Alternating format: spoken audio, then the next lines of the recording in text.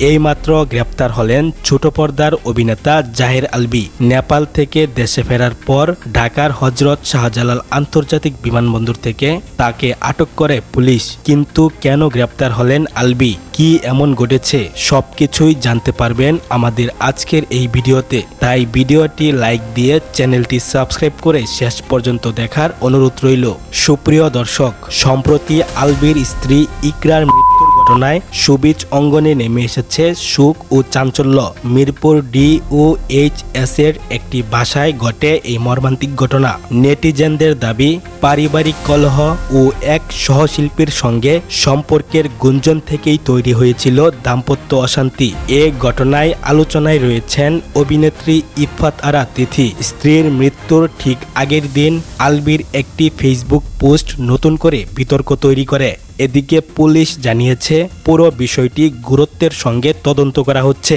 CCTV footage সহ প্রয়োজনীয় আলামত সংগ্রহ করা হয়েছে। প্রাথমিকভাবে জিজ্ঞাসাবাদের জন্য নেপাল থেকে ফেরার পর আলভীকে আটক করা হয়েছে বলে জানা গেছে। ঘটনার পেছনের প্রকৃত কারণ তদন্ত শেষে পরিষ্কার হবে। আরও আপডেট জানতে আমাদের সঙ্গেই থাকুন।